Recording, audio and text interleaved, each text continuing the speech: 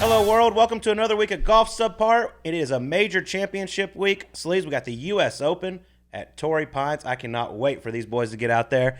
And I have a feeling it's going to play a little difficult for these guys. I hope it does. I hope we get carnage like I always root for at the U.S. Open. I'd love to see even par be the score around there. They don't got to do a lot to that golf course. It's already a big, tough golf course. A couple tweaks, played as a par 71.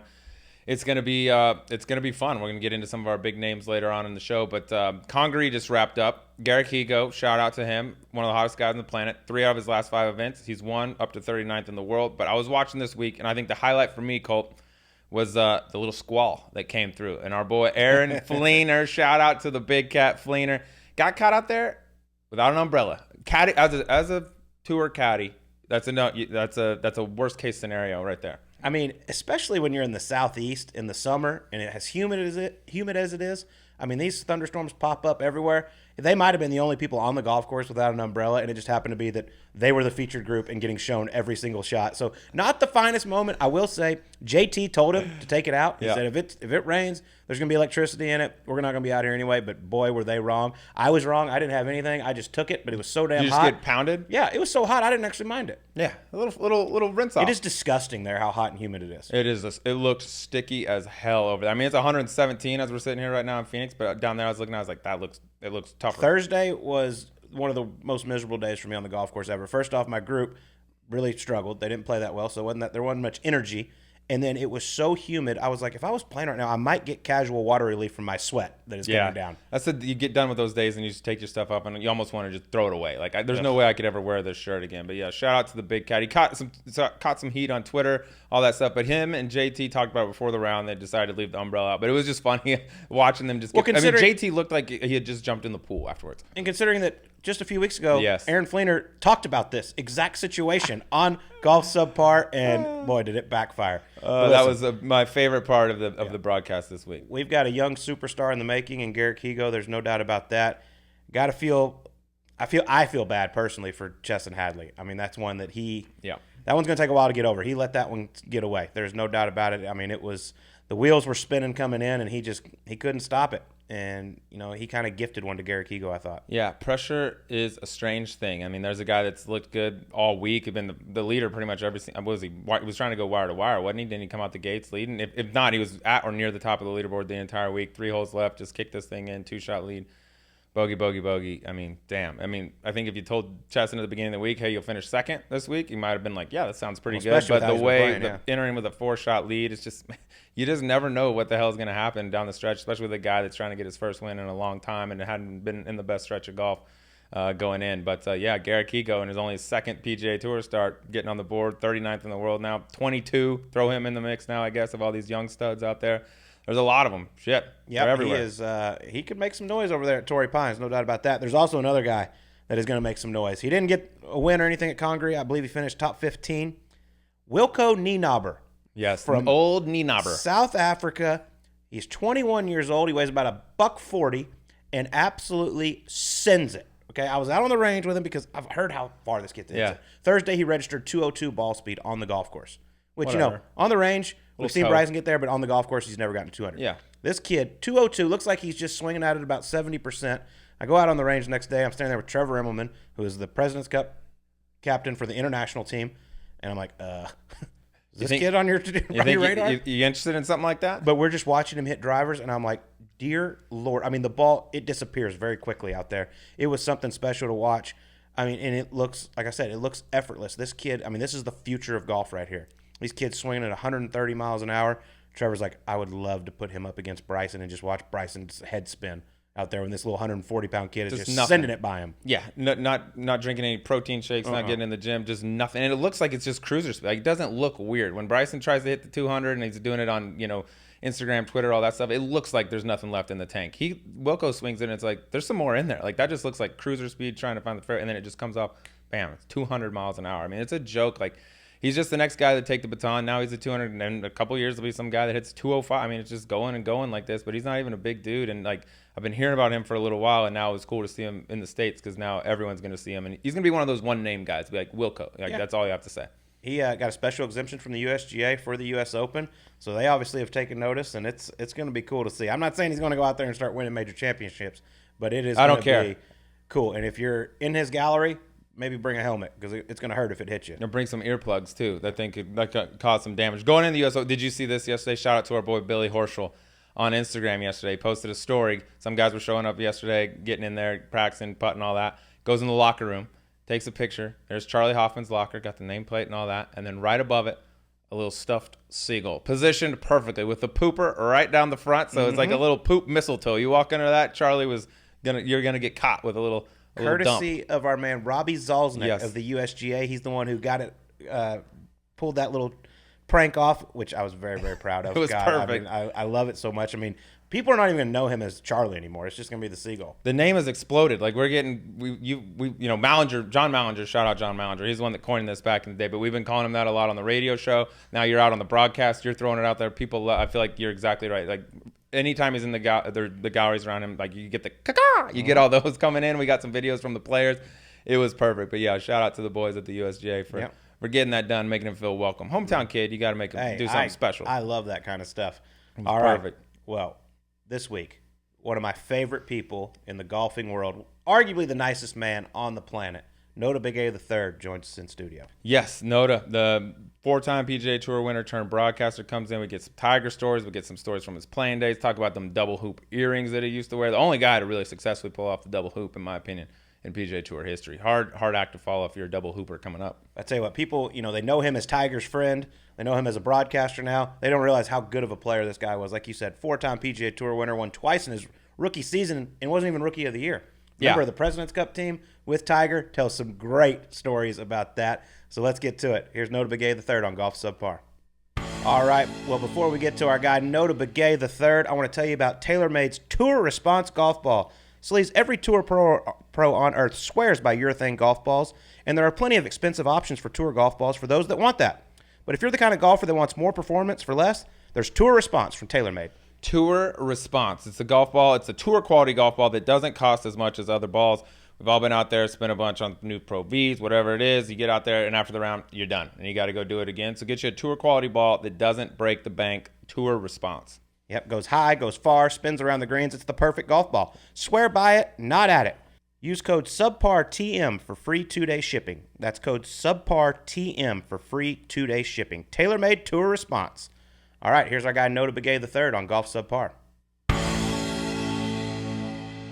All right, the man sitting with us here today knows a thing or two about the game of golf. He's a 4-time PGA Tour winner, golf analyst extraordinaire, Albuquerque, New Mexico's finest. Notah Begay, welcome aboard, my man. Hey, great to be with you guys. Thanks for having me. Great to be sitting next to my good buddy Colty, who've been given a hard time for the last 20 years. So I'm going to do a little bit more of that. One of the Feel free to lay it on thick tonight. One of the few. He always calls me Colty. Colty. Always. I'm like, Colty. Oh, there's You always Notah. know who it is when I'm true. coming around the That's corner, true. right? You've been called worse names than that. Way worse. Yeah, Colty ain't too bad. Let's talk a little bit about New Mexico. What was it like for you growing up trying to play golf in New Mexico? It's hard. I mean, it's certainly, yeah.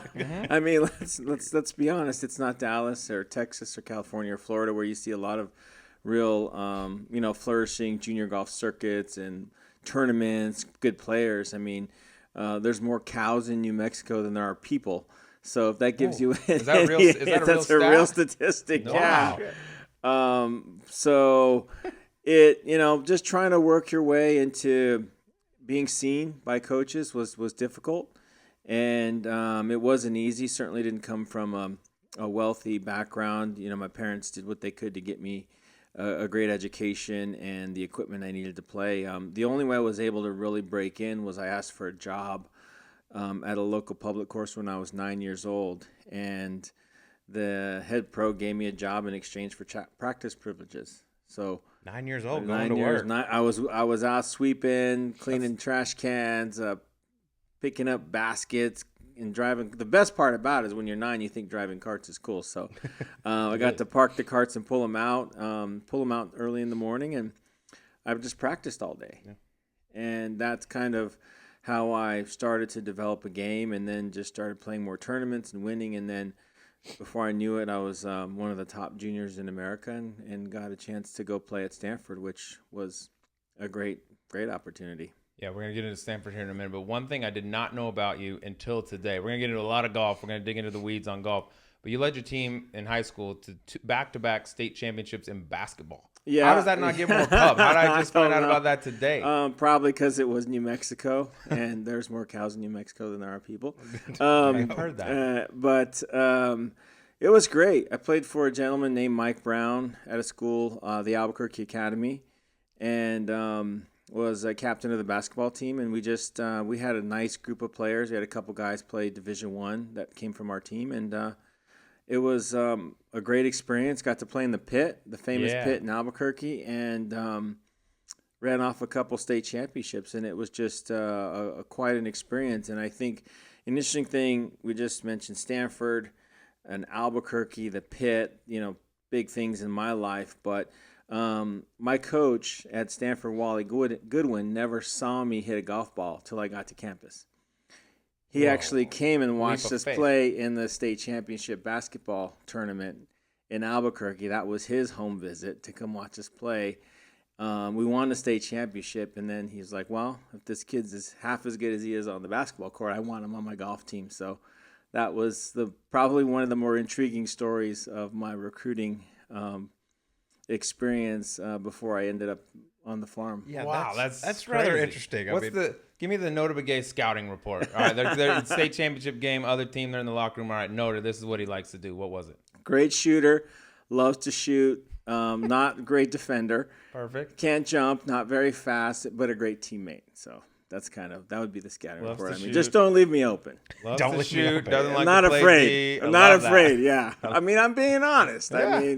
I always, when we went through our scouting report of the other team, two of my good friends on the team were great athletes, and they're like, okay, this guy's he's their best player. You take him, and then they assigned and whoever was left over, that's who I get. Yeah, right? He sucks. Notah, you got him. Right. If he scores. And my teammates really gave me a hard time because one game, the opposing team from Santa Fe had a player with one leg that was shorter than the other. And that's the guy guarding. He had his best game of the year that night. So it just kind of gives you an indication of my defensive skill. So I'm an offensive guy. I get it. You know that. I do. What else do you do in high school other than just jack threes and play no D? So that's how you do it. I played soccer. I was an all-state soccer player as well. No shit. Yeah. Wow. So we had a wonderful soccer team. My senior year, we were ranked 7th in the country. And we had quite a few guys from that team playing Division I. My good friend was a captain at North Carolina, and he's now a doctor in Nashville. Speaking of, we were talking about Nashville earlier, but that was back in the era, guys, where you played every sport, right? Yeah. Like now specializations become a thing, and I think for a lot of kids it ruins their youth sports experiences because it forces you to go down a path that you not necessarily know that's going to end up somewhere that you want to be in 10 years. And I just think that I encourage, and my kids do it, I encourage as many kids as possible to play as much as they can because you get so much benefit from playing other sports because your body moves in different ways, the strategies, how your mind factors into certain things. And so when I got to college and was playing in the team concept, an individual sport, I was already used to being on teams. And so I was very much a rah-rah team guy trying to get the guys to focus on being held accountable at practices and things like that, which I think is important now in the team game. Yeah, and I mean, you get to Stanford and y'all win the national championship in '94. I mean, pretty star-studded team. Who were some of those guys? Well, I mean, it's cool looking back on it because I'll give you an interesting story. So Casey Martin, who was my teammate, who came in with me in that class of 1990 to Stanford, it was the first time the program had ever gotten two recruits that were both ranked in the top 10. And we were lucky to turn the program around, but we had gotten to a point where we were very good, and we won the national championship in 1994. And we had 4 juniors on that team and 1 senior, and our senior was the 5th best player on the team, so he was not, a great 5th guy. He was okay. So we replaced him with Tiger Woods the following year. And so fast forward a year later, we're about to head to Nationals. We're a month away from going to play Nationals again. And I'm sitting with Casey. We're just sitting on the range. It's a beautiful spring afternoon in Palo Alto, and we're watching Tiger Woods hit balls about 50 yards away from us, and we're just kind of sitting there watching him. And Casey looks over to me. He goes, "You know what? Tiger's a top 100 player right now in the world, right?" And I'm just like, "Oh, whatever, man." I'm like, I can beat the guy, and I'm not a top 100 player in the world, right? I just always had that inner confidence back then, and so that was in early May of 1995. So you fast forward 2 years later, and all of a sudden this guy sets the world on fire and wins the Masters by 12 shots. Less than 24 months later. Yeah. And I'm thinking when I'm watching Tiger put the green jacket on in 97, I'm like, well, Casey might have been right about that. He might have a little better eye for talent than you right? do. Yeah, that's why he's a good coach. Exactly. He coaches at University of Oregon, but just an interesting, eclectic team. I mean, Tiger goes on to do what he does on the golf course. Casey Martin got to argue his court, got to sit in the U.S. Supreme Court fighting for Americans with Disabilities Act and getting, pushing those issues forward, and myself just sort of advocating for youth on the Native American front with all of our issues related to trying to just enable more Native American youth to have better opportunities and understand health and fitness and those sorts of things. I just think it was a pretty special team to be on, not just for the golf stuff, but for what everybody did outside of the golf. Yeah, that's cool. That's one thing obviously I didn't look at. But that team, I mean, you mentioned Tiger comes in and takes your fifth guy's place in 95. After you already won, I mean, were people kind of like, okay, well, everyone's playing for second. This isn't even fair. That's Woods really what it came down to. And then when we lost, I blamed Tiger completely. As you should. As you should. And to this day, I still say he made us worse. Which Bad is something, teammate. we still have a chuckle about it all the time. And he always, him, Colty, he's got has a great comeback for you. He's not short of trash talk. But yeah, that was some pretty special time for me up at Palo Alto and coming all the way from Albuquerque. So. All right, Tiger walks into the first team meeting. You never met him. I assume you didn't know him before because you were a handful of years apart. What first impression of Tiger was when you meet him first time?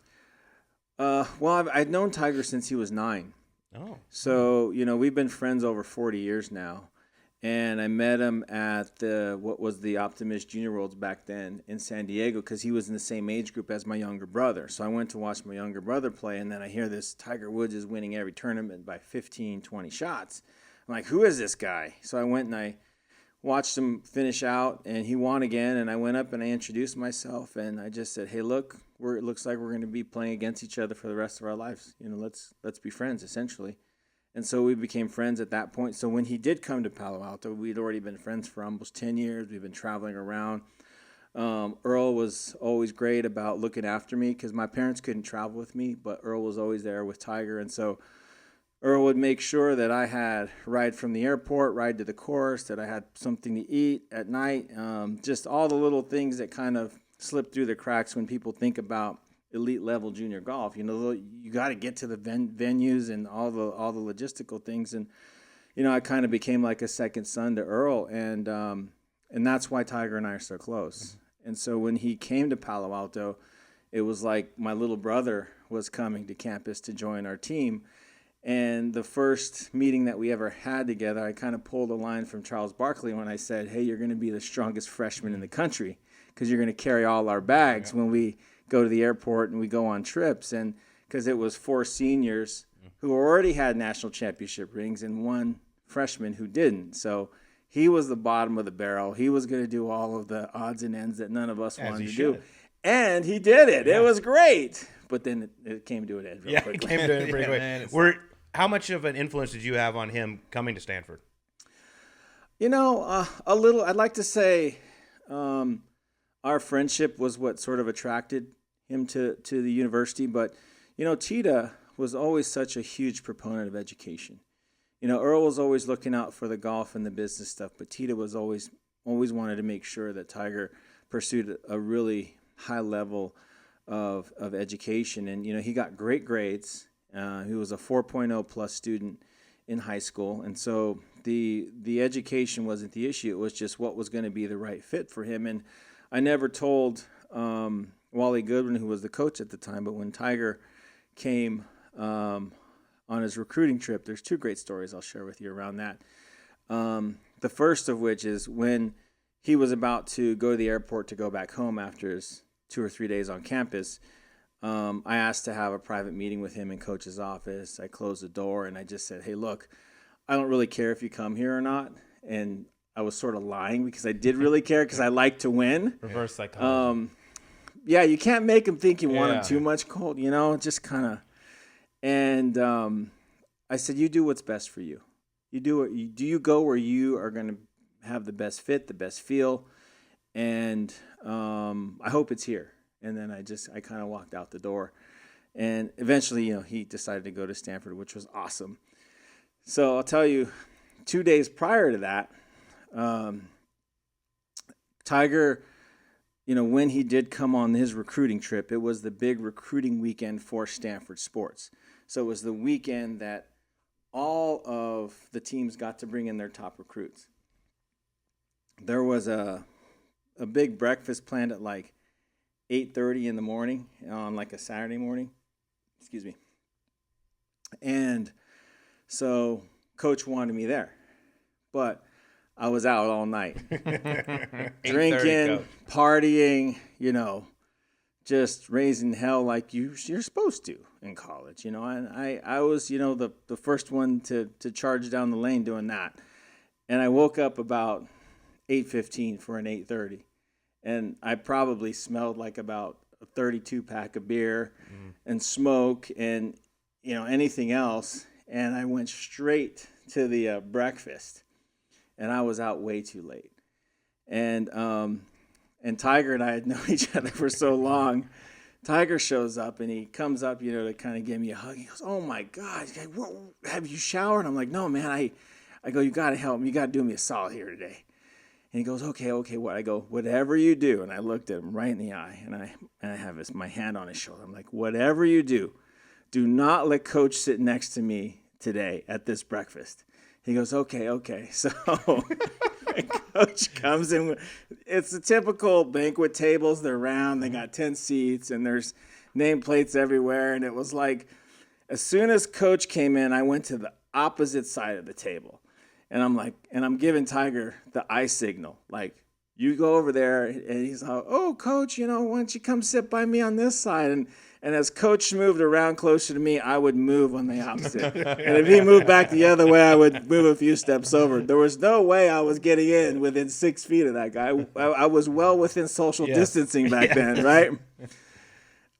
So nonetheless, that's kind of the extent of Tiger and I's relationship. It's been like that for 40 years, through the highs, through the lows, and we've always been there for each other with things that are just so far outside of golf that we're family, and he's a very special person in my life. Yeah, no doubt about it. And I know you gave him the nickname Urkel. I did. Stanford. How did that go over with that? I gotta think most dudes that might be the number one nickname. He was a great sport. You talk about somebody that comes on campus, and he was the number one recruit of the century, basically.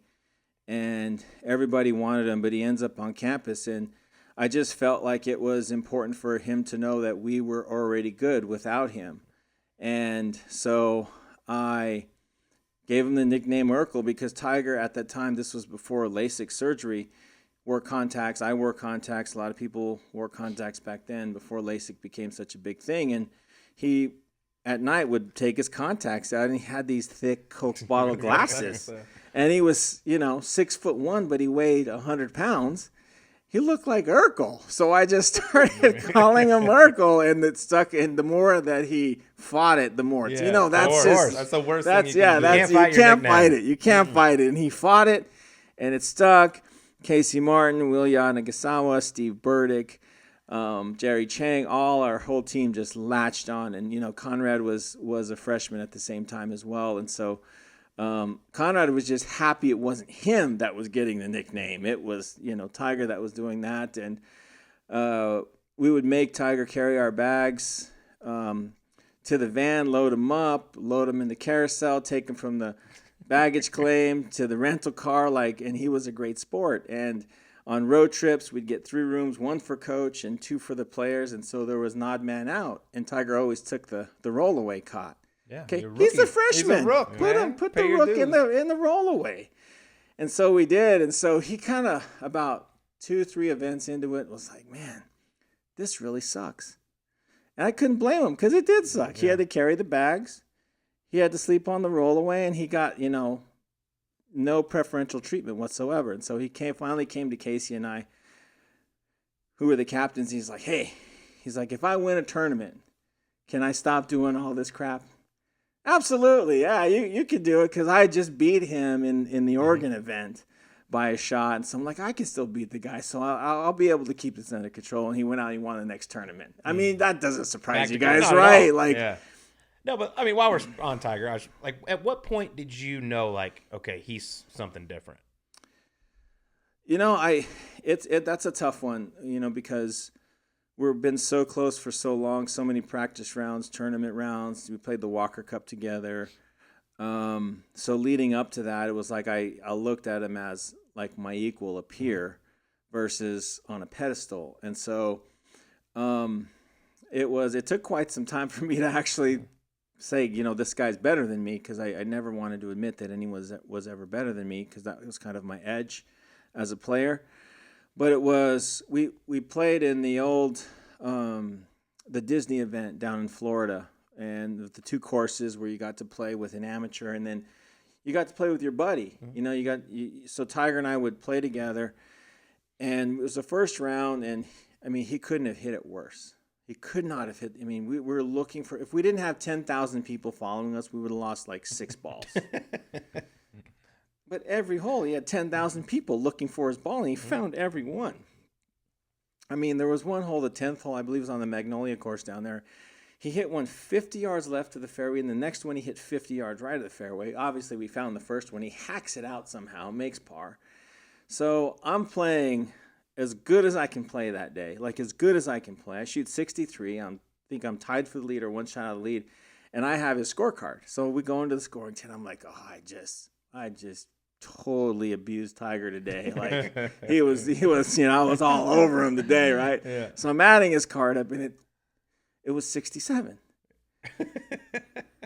I was so mad, and I kept looking because I think I missed a hole. I'm like, I had to have missed the hole. There's no way he shot 60. I beat him I felt like I beat him like 10 shots, And I walked out of there, and I go, you know what? This guy's just better than I am. First off, that's an incredible story, but I love that it took till the PGA Tour for you to realize. I respect I'm the hell no out quitter, of you. man. I'm no quitter. Oh, that's fantastic. Yeah, it took all Everybody the way else knew when through. he was 9. Yeah. Once he got to the First first time I saw him hit balls, I knew it, but Yeah. you took him all the way to the tour. Is there anything that he's done? Obviously, he's done everything in his career. But is there anything, like any accomplishment that's somewhat surprised you? That last year's 2019 Masters was probably the most impressive thing I've seen any athlete do, just because I was there within a couple weeks of the first back surgery. I went to visit him down in Jupiter, and he couldn't get up. He couldn't get up under his own power. I had to help him out of a special chair that he had to sort of take pressure off the back so he could watch TV and still sort of stay entertained, but alleviate pressure. And he was watching the kids that week, so he had to go pick him up at school, and he's like, hey, will you drive me? I'm like, yeah, sure. And I don't know if you remember that old Monday Night Football game where they're taking Kellen Winslow off the field. Yeah.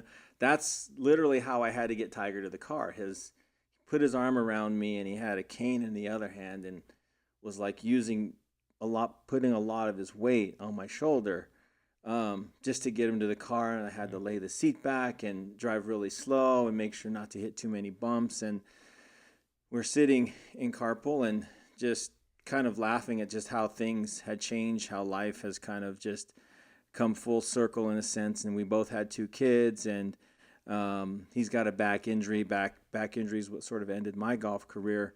But also chuckling that we're sitting in carpool waiting to pick up our kids with all the other moms, in the carpool line. And he's always had a great disposition about that. But to go from that and me sitting there 2 feet from the guy, and in the living room, / dining area.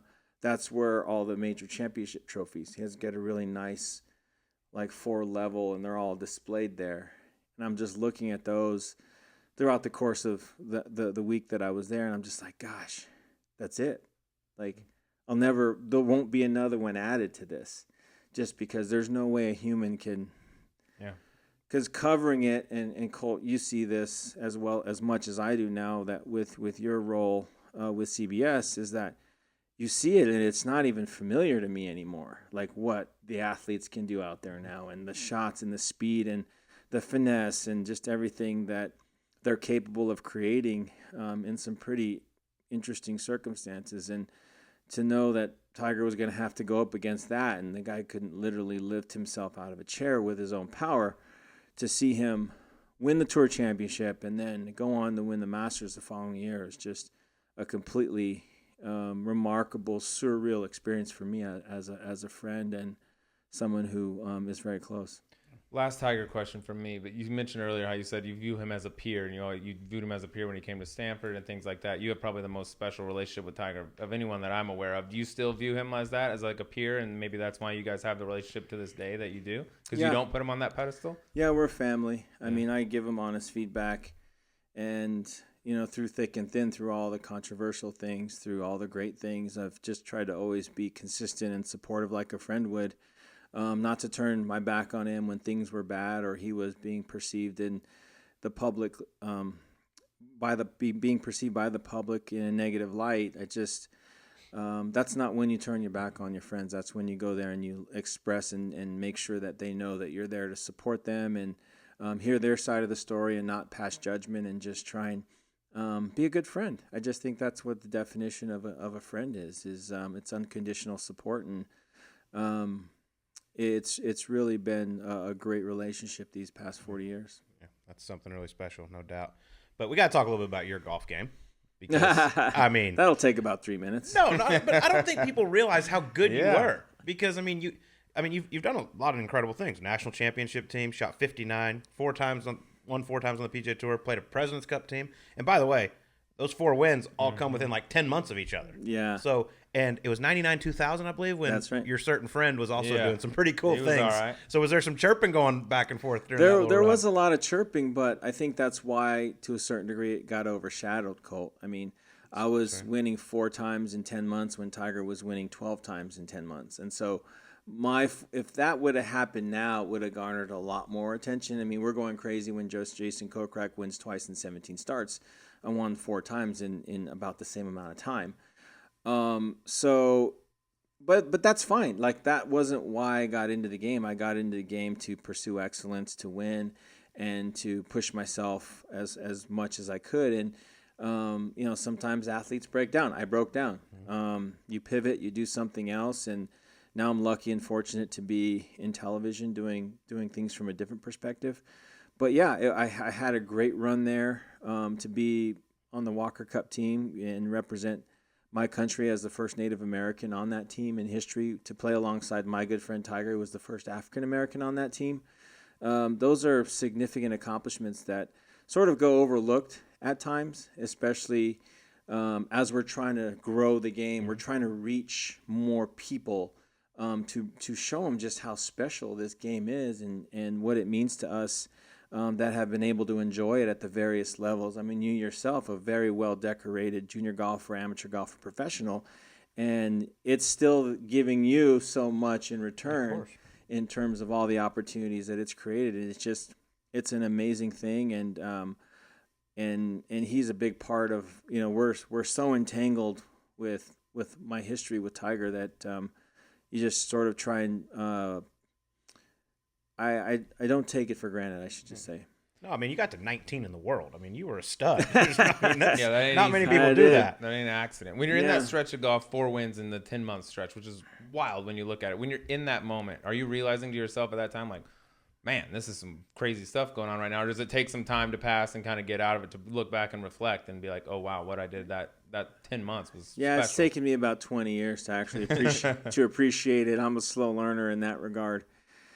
You just get in these modes where you just you find like this is how it's supposed to work. Like, you work your whole life to create this game where you feel like you can go out and just kind of somewhat almost control what's happening. I know you're never in control in golf, and you'd be crazy to think that you were, but you just find this space, this creative space, and I found it.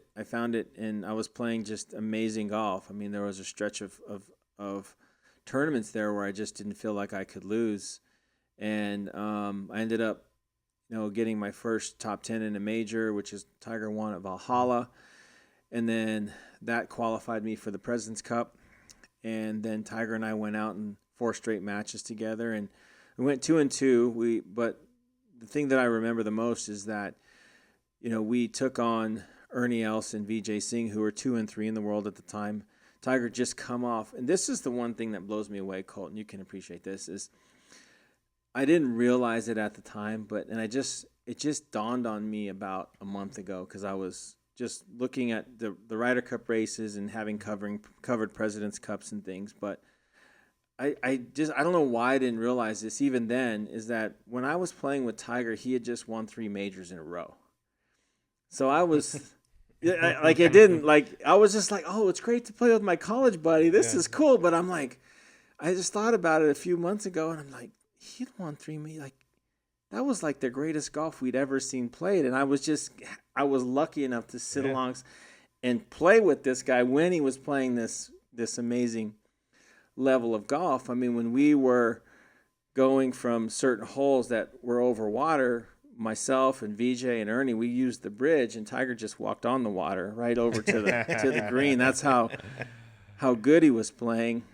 But you'll love this story, Colt. So we're in there, and we're playing against Vijay and Ernie, and it's an alternate shot, which is a format that has more to do with chemistry than how good you are at the actual game. And Tiger and I's chemistry was so good that we were a couple holes up with, I think, 3 or 4 to play, and Tiger was playing so good, he was in this zone that he was just basically invincible.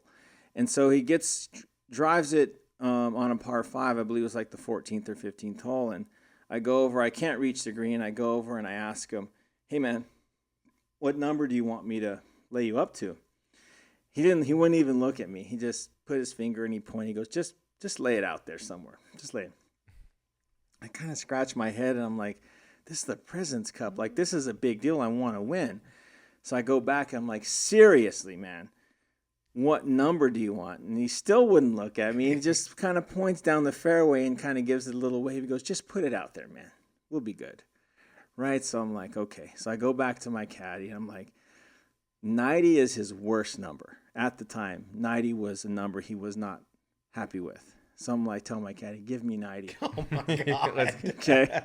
This is true. You can ask Tiger himself when you see him. And so I lay him up to 90. And what even made it better was a little bit of a downhill and a little bit of a bare patch. It was thin grass, right? He gets up there and he looks at it. And I'm kind of just standing onto the side kind of chuckling because I hit it perfect it was a terrible shot that he had. President's Cup. Yeah. Right? And he blades it over the green into the back bunker. And I'm loving it, right? I'm like, okay, I'm gonna put the guy, like, settle him down a little bit, right? So I go up there and I chip it in there and they give, we have the hole. And he kind of looks at me walking off. He's like, because he knew that he messed up. And I said, hey, man, like, I don't really care who you think you are, but when I ask for you for a number, you better give me one. He looked up to me and he goes, yes, sir. That's awesome. I love that you knew what number he hated. Yeah. That's great. Yeah. I mean, but that's how good of friends. We have a good laugh about that. We have a good laugh about so many things in terms of your college days. He loves Stanford University and everything that it gave him and did for him. And, so we always have some great things, and our kids are basically the same age. Yeah. Sam, he had a daughter first, so did I, and then he had a son second, and they're about the same age. And so we just kind of been going through a lot of these different levels together, which it's a great thing to share with someone that you care so much about. That's cool. That's really Beautiful cool. President's Cup. What do you want? All right, Buck. Well, Let me give it you was his 90. fault. If he would have given me a number, I would have 100% laid it was his there. fault. I would have laid it. From 250 and in, I'm pretty good. Yeah. Anything but 90. All right. Well, obviously, I mean, it was very unfortunate your career ended as quickly as it did with your back problems, but it led you to TV, which you're doing an incredible job at. Is that something you ever thought, like, I'm going to end up in TV one day? Never. I mean, I never thought in 100 years. Because athletes don't think about the end of their careers. They only think about the beginning. They only think about, wow, this is what I'm going to do when I get to the NBA or I get drafted or I get to the PGA Tour. I'm going to do this. I'm going to do that. I'm going to make money, win tournaments, and buy a house and cars and whatever people have in their dreams. They don't see like, wow, what's going to happen when my back goes out and I can't play anymore? I don't know. And it just, I have to give Matt Haggerty, Rich Lerner, who was the first guy to say, hey, you should really think about doing this. And then, of course, Tommy Roy at the NBC broadcast team for giving me a chance to get in one of those roles. Because, I mean, it as well as I do. It's not easy. Mm-hmm. It's certainly not easy to be able to get in the spotlight and talk about golf and articulate what's going on, be creative, be entertaining, informative, know when to talk, know when to shut up.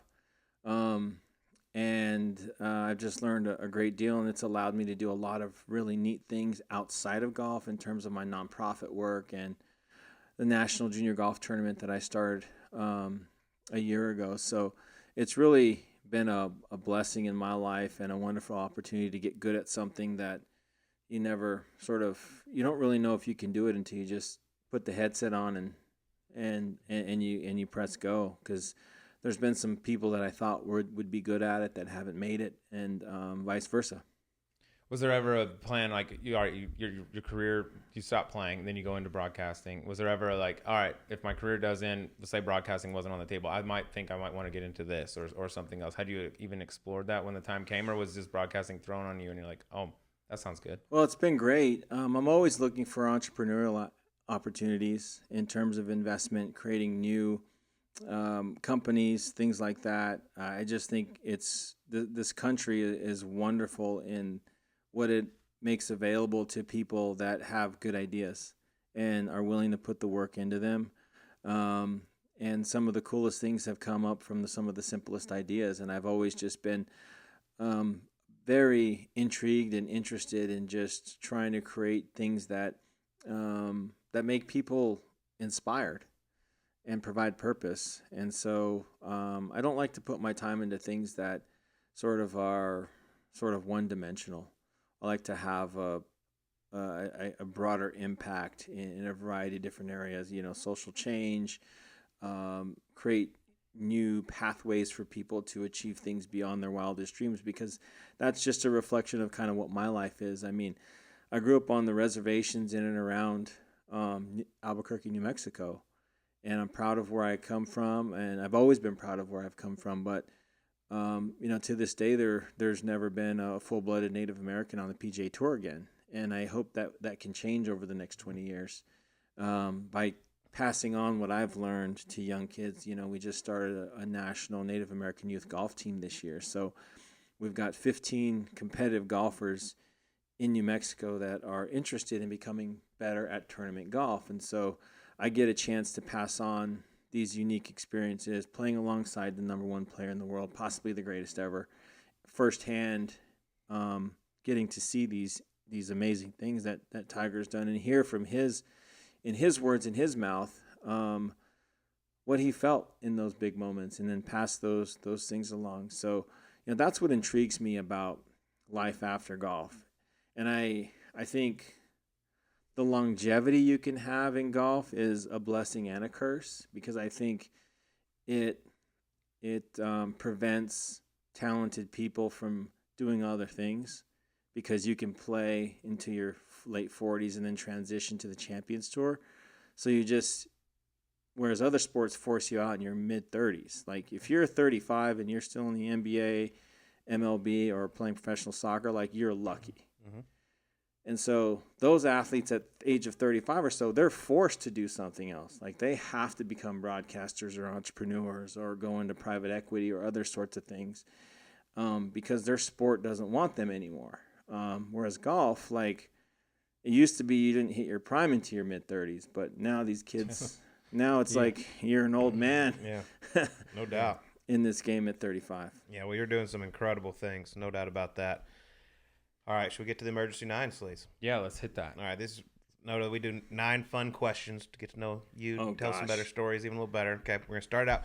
We actually you're our first guy to ask this. We've always done, in our past episodes, a movie about the life of you who would play you, but we're switching it up. We've if you have an answer for that, feel free to throw it out there. But we're gonna go with, if you could be anyone else for a day, who would it be? Oh my gosh. Dead or alive, doesn't matter. I'd be Prince.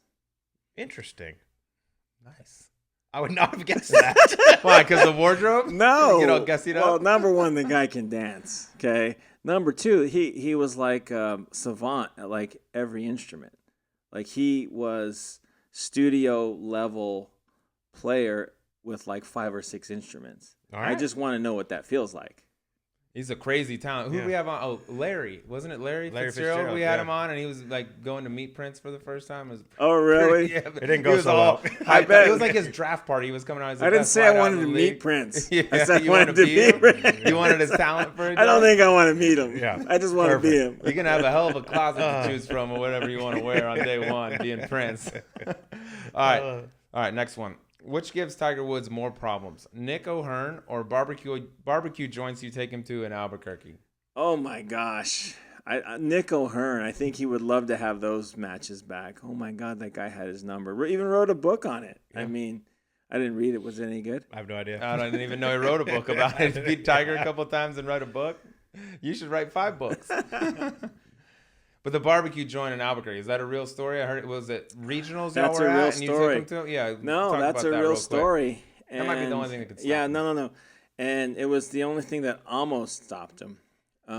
So we were at regionals, and obviously if you don't make it through regionals, you can't get to nationals. We were defending national champions, number 1 ranked team in the country. And both Casey Martin and Tiger came down with food poisoning the night before the final round. And so we're getting ready to leave, and I go into both their rooms, and they're just throwing up and sick as a dog. And I just said, look, one of you, I just literally went, one of you has to go. I don't care which one it is. One of you has to play today because we need 4 scores. So Casey's like, I just can't do it. So Tiger's like, okay, I'll go. So about every 3 holes, he would have to walk to the side and throw up on the side of the tee box and then make a run for the bathroom on occasion because it was coming out both ends. And the best memory I have of that is there's a long par 3, and it was the 8th hole. Long par 3 back then, 240. He's about to hit his tee shot. He steps back out, goes over to the side of the tee, throws up, wipes on his towel on his bag, goes over back, lines up, hits the ball on the green, and then goes in 2 putts. I think he shot a couple under that day. Like, he played great. Why wouldn't he? I just thought he would have shot the course record. And looking back on it, having a sick stomach in contrast to having a broken leg was like an easy thing for him. So. Was that UNM's course? Yeah, it was university. And you took him to that, but wasn't that like your spot? That was your that was my spot? joint. Like, and yo, you gotta go here. Man, I was fine. Like we had three out of the 5 were fine. I just those guys maybe might be a little weak stomach. Yeah, they're maybe a little bit more susceptible to that, Colt. What do you think? He's soft. They can't handle that local barbecue. The only thing that can stop him. All right, next question. Your guy over at NBC Golf Channel, Randall Chamblee, said he's seen a lot of celebrations, a lot of putts made to win tournaments. He said by far his favorite is your double guns at Hartford when you made the putt. And we tried to find it. We couldn't find it. So I need you to reenact it. Because he said it's better than any Tiger fist bump, anything. I Googled and YouTubed the hell out of this. I couldn't get it. Wow. It's great, because I'm a huge soccer fan. And when they score in soccer, it's just like the greatest, because they'll go 90 minutes and 0-0, and then finally somebody scores, right? So you always see Ronaldo or Messi or Maradona or whoever, they run to the side and then they like point to the crowd or they blow kisses to the crowd. Well, I did both. I double guns it to the crowd and then I blew them kisses. Right? Yes. I double gunned. Well, let me tell you why. I was Shooter McGavin before Shooter McGavin. But it was great. You got to find it. If not, we'll find it. Right. So it was my second week. It was my second win in a row in consecutive weeks. Okay. And it was a walk-off win. So I was in the last group with Mark Calcavecchia, and we were tied going into the last hole. Calc hits it up there 2 inches from the hole, nearly goes in. I actually thought he made it. He goes and taps in, so I had a 22-foot putt. There was nobody on the course. I was the last person to hit a ball in the tournament, and I knock it in. When do you get a walk-off? Never. Ever. You got a gun. You got a double gun. I was just thanking the fans who I knew were happy to not have to watch a playoff, and I double guns them for it. Did you have that prep? Was that like, I didn't know. next time I win, I'm double gunning them? It was just all off spontaneous? the cuff. That's just kind of how I roll, right? Oh, that's beautiful. I love the that. double guns. You were Shooter before Shooter. I You mean, should get it was royalties great. from that movie. You should get a little something. Well, here, let me just go with another one, and then you do two in a row, because this leads Okay, perfectly, yeah, go. since that was from Okay. Randall. Describe Randall Chamblee in 4 words or less. Oh, that's not many words. Prepared, ruthless, but fun. There you go. Perfect. That's 4. That's way nicer than I was hoping you That's were going to that, be. that's that Stanford Way nicer. education. That was exactly 4 words. Gosh. I was hoping for something kind of mean. Hoping. You diddle said 4 digging. words. Prima donna. We'd have to cue the tape up for another hour if you want me to go on that's that right. one. No, Brandon's 4 the words. best. That's tough. That's well done. That's what. All right, next one. Okay, mine. Here we go. More intimidating on the first tee, Tiger in his Sunday red or young Notah with the pop collar, face paint, and the hoops? That was a look. Oh yeah, That was a look.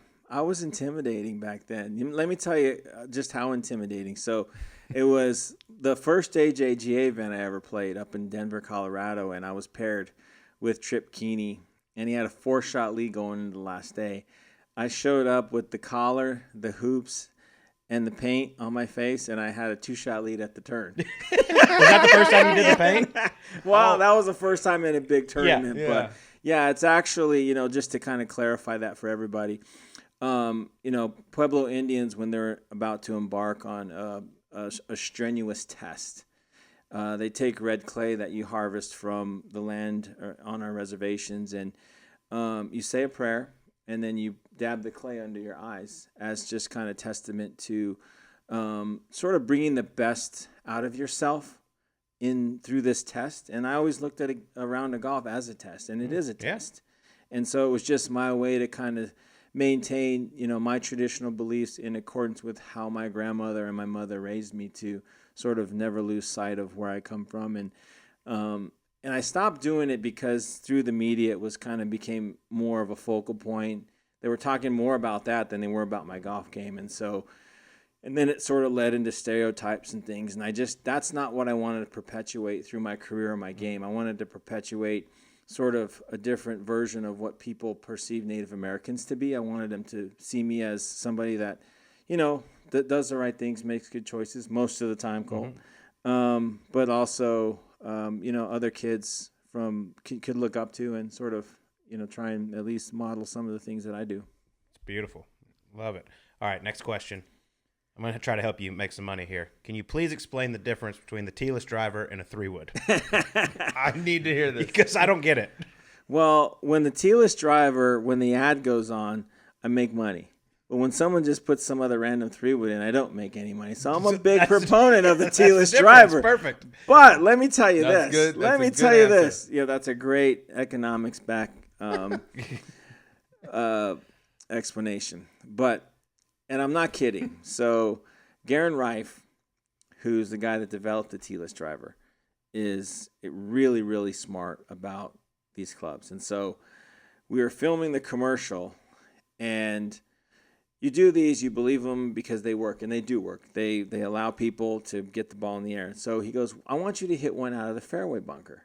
He goes, there's no way this thing will not come out of the fairway bunker. And then, you've been there as a player. I've been there as a player. You hear the reps talk about their products. You're like, this is complete BS. It's not going to get out of this fairway bunker. So I put some balls in this fairway bunker about 10 yards away from this pretty high lip. And I'm like, I'm just going to rifle these balls. I'm going to hit straight down on this ball. I'm going to rifle it right into the lip of this bunker so this guy will shut up. Okay? I swear to God, Colt, this thing just went straight in the air. And I'm like, I was a believer.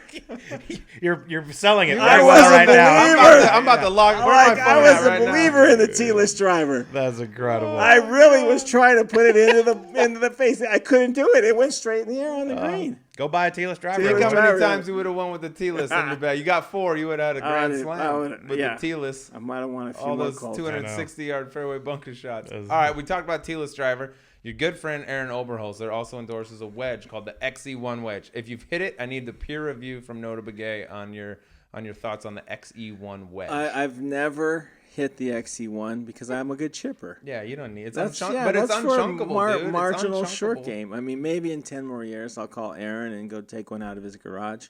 I actually had dinner with Aaron the other night. It was great. Great storyteller because you don't have to do any of the talking. You just do all the listening.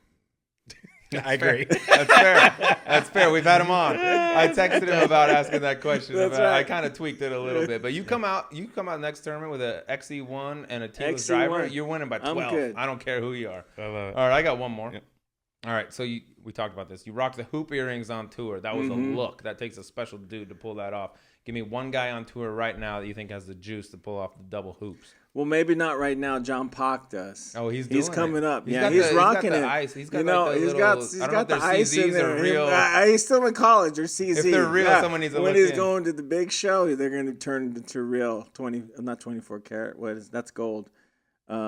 What is it? It's still carats, the but it's like 3Ds 2 or or whatever. 3 carats. 3 C's. Sure, 4 whatever. C's, 5 C's. It's like when you Cut, clarity, all carat, stuff. weight, all Yeah. that stuff. I heard When you get married, call me Colt. Hey, next, stay on about that, topic here. No, tell okay? him about the diamonds. Stay Notah. on tell topic. him about the diamonds. How I'll get do you the it. 3 C's. We or need the to 4 know what C's. current tour player. You got to go pick someone other than Yeah, John Pock. current Someone- dude that got the juice for it. Oh man, that's a good question.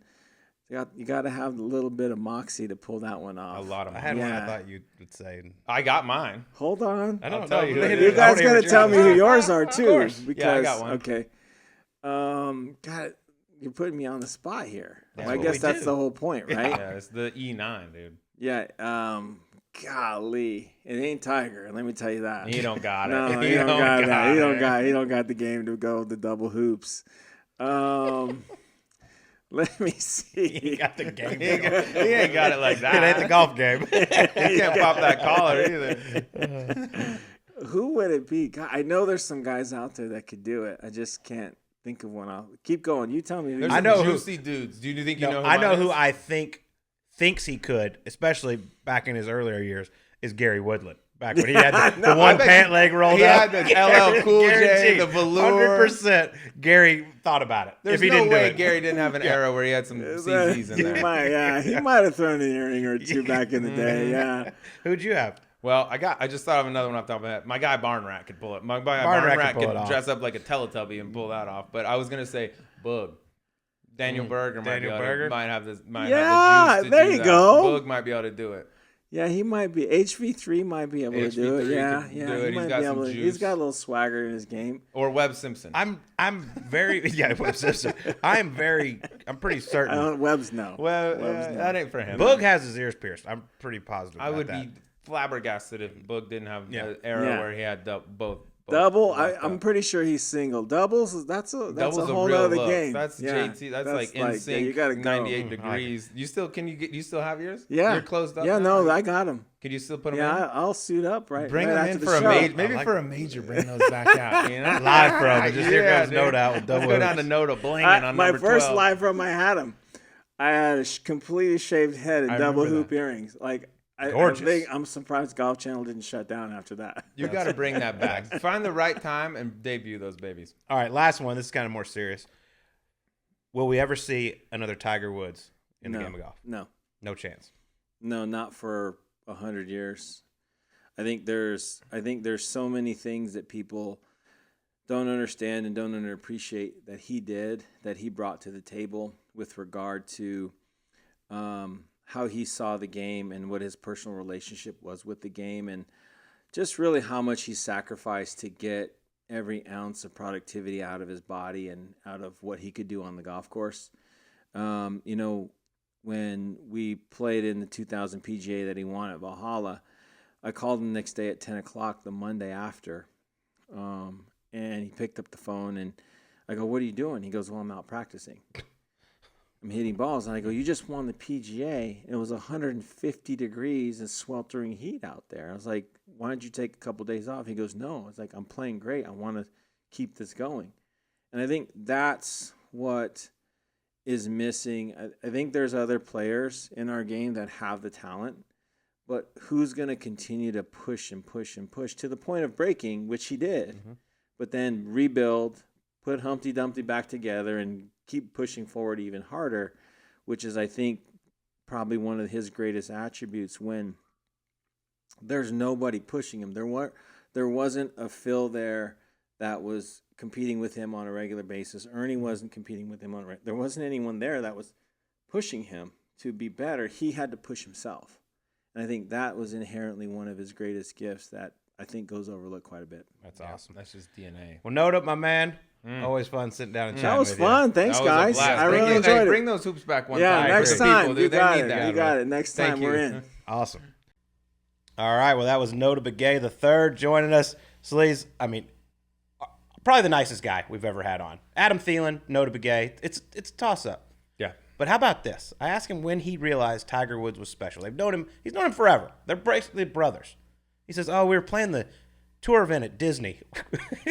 And he shot 67, and I thought he shot 75. I'm like, so he was professional. Yeah. Already. I thought he was going to say when he was 4 Yeah. and he was breaking par. That would have been a good time No. to maybe be like, yeah, I think this kid might have some. But no, he's already turned pro. It already won everything, won all the junior hams, all the U.S. hams. And then like, you know what? I got a feeling about this kid. This kid might have a future in this game, by God. Man, but it was great. I love the story about when they played together at the President's Cup, alternate shot. They had to lay up on a par 5. He's like, "Tiger, what do you want?" He's like, "I don't care." He goes, "Well, I knew he didn't like this yardage, so I hit it to that." And then all of a sudden, Little skinny one. we saw why Tiger didn't like that yardage. Little skinny one was from it the 95 fella. yards? Like 90 yards or something. 90. Yeah, I mean, you would think, I wouldn't think there would be any problematic shot for Tiger Woods during that time. He'd be like, "I like it 230 hanging lie, back left pin. Give me one of those." I mean, there's nothing there. He also, he might be the only guy to figure out how to, be the kryptonite for Tiger with laying up to that yardage and then trying to poison in the damn Stanford golf team when they were the best team going into regionals. And Casey Martin couldn't even play the final round, so Tiger had to come in there and he was puking on tee boxes and stuff and still got through. Yeah, but man, it was so much fun sitting down with him. He's great, great on the TV. Obviously, it still baffles me like he doesn't get credit for being such a great player. 4 wins. I mean, should have been Rookie of the Year, in my opinion. Also, we didn't even President's get into it, but the only guy to win on PGA Tour, putting from both sides. I mean, like he was a hell of a talent. I mean, this guy did a lot of great things in that game, and now you just kind of know him as Notah Begay, the broadcaster. But he's got a massive career. Yeah, it does a lot of good things for junior golf. Just really, really enjoy spending time with him. All right, well, time to get to the gambling portion of the program. You had a chance last week to make up some good ground. I mean, last week was it's a tough week. It's kind of a crapshoot, I thought. Who do you take? I mean, you could take Dustin Johnson. You don't want to use him there. Yeah. Brooks Koepka misses the cut. Kind of throw a flyer out there. I took my guy Keith, Jeff, Kevin Mitchell. Missed cut. Don't worry. Gave him a little FaceTime Friday night. Or actually, he FaceTimed me because I was hating on him. And I let him know that I was very disappointed in his performance this week. How'd he handle it? He was pretty drunk, so he I was was okay. I bet he was feeling. Sorry about that. I'll chalk that up in the who gives a shit folder. Yeah. But you had Harris English, who was making a run, was in the final group Sunday. I was out with the group starting out Sunday. I had him the first 4 holes, and I'm like, this guy's going to win by 5. Watching him the entire week, like he was just hanging around, but he looked so calm. I mean, his golf swing is so good. It just looks like nothing can go wrong with it ever. He was calm. The putter was looking good. And then when he starts the day 4 behind and he erases it in no time, I'm like, dude, this thing's done. Like he's going to keep going. People are going to go backwards. It's a walk away. Then I was out of town. I had to drive home. Next thing I'm looking on the scoreboard. I'm like, where in the hell are you? 6 over on his last 13. So I don't know what you did if you got there and slipped something in his drink or whatever, but that's the kind of shit that happens, dude. It just changes like this. Justin Hadley, bogeys the last 3. Harris English looks like he might run away with this thing, playing perfect. 6 over in his last 13, 40 on the backside. A little double bogey on the last just to shrink that check just a little bit. Yeah, so even when I make good picks, we can't get to the crib right now. But I'm going to rectify that this week. All right, well, let's get to the standings. Producer Mark, I know he made up a little bit of ground. Yeah, but not as much as he would have liked. I think there's a lot of Twitter users out there that were jinxing him early Sunday, late Saturday night, making him feel way too good about himself. But he did pick up $125,925. Lead still over $1 million, $1,178,662 heading into the U.S. Open. Yeah. All right, well, it's a big week, and I have a feeling I know who you're going to pick. Nothing in it.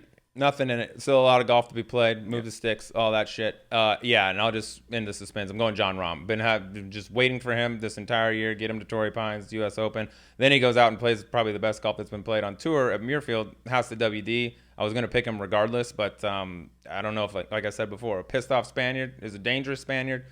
He's a beast around there. I mean, that's I've just been saving him for this week. So I got a lot of big dogs coming up that I'm going to start unloading, starting with Jon Rahm this week. 8-1 or 10-1, depending on what. Are we sure you haven't picked him? Not entirely, but I'm going to use them anyways. I mean, you say you have a lot of big dogs left. I'm like, well, you picked a couple of them twice. I picked who did I pick twice? Adam Scott. And you've already used Xander, Patrick Cantlay. You ain't got that many big dogs left. I got DJ Brooks, DeChambeau. I mean, I have like more than half of the top 10 probably. Well, starting with this guy. Hey, you're normally the kiss of death, so just keep on picking. I'm used to not too big often you comebacks. see the tournament favorite have maybe go a week without hitting a golf ball before a major championship and still be the tournament favorite. Yeah, exactly. All right, well, I'm going off the grid a little bit. You know, I'm involved in a lot of these, and I'd like to strategically try to figure out where I want to place these guys, and I need to make up a little bit of ground in this big pool I've got going on. And I think this guy, he's going very much under the radar, which kind of surprises me. He's going off at 40-1, which for a U.S. Open, I feel like I'm taking a risk here. But I like to live on the edge a little bit. But this guy, tied for 7th at the Farmers at this golf course, one of the best ball strikers on the planet, has a very steep angle of attack, which is good out of the long U.S. Open rough. And he's had a nice run in majors of lately. Will Zalatoris. Skinny Will. Yep. Skinny Willie. It's going to be, I saw the weather. Looks like 75 degrees, no rain, sunshine every day. Place should get firm. You got to hit it to the moon. And that's what my boy Will Zalatoris does. He does it. I feel like that golf game is built for me, especially a U.S. Open. I mean, tee to green, animal, putter, whatever, but he hits it so good he doesn't have to hold that many. Well, I just think it's going to be, it's such a difficult golf course. And I was talking with some people earlier, like, who putts good at Torrey Pines? Yeah, other than Brandt Snedeker, nobody. Exactly. So, but Poana, it's like kind of neutralizes the putter almost. This is late afternoon tee times. I mean, half of it's luck. I feel like you make one over 10 feet, you get the perfect putt, and it just wiggles around. So, yeah, I think it's just typical U.S. Open, tee to green, see what they do with that rough, how much they graduated and stuff like that. But, yeah, Skinny Willie. I like it. Strong to quiet. Well, it's going to be an awesome week out at Torrey Pines, no doubt about it. I mean, U.S. Open. I believe you're going to be there, correct? Yeah, Thursday, Friday. I'll be out in the building. Your first major? First major. I'm going to probably be standing on the first tee, see if anybody comes down with a shoulder, maybe get out there, walking scorer, potentially. But what is your role? role? Course record. Do you know? No, I'm just doing radio out there. We're going to be doing the live coverage 4 hours a day, Thursday, Friday, Saturday. So I'll be out there on the grounds, walk the golf course, get a little feel for the place. You walking with a group? No, we're not walking with a group. I'll be like the command center or whatever, calling shots and things like that. But I will get out and walk the golf course. I want to see it. I want to see what it looks like. Go watch a few guys, maybe get some inside scoop, lay down a few wagers. Well, the deal. It's going to be awesome. The weather looks fantastic, which is obviously good news. I mean, you have to think even par around that joint. We saw it back in 2008 with Tiger, Rocco Mediate. I mean, what was it, 1 under, and that was a playoff. I mean, it's gonna play very, very similar to that, I would imagine. I would think they don't have to do much to that place. Just grow the rough up a little bit, firm up the greens a little. I mean, it's already there. The beef's already there. It's a big boy golf course, and I don't think they got to trick it up too much. All right. Well, everyone enjoy the U.S. Open, and we'll talk to you on next week's Golf Subpar.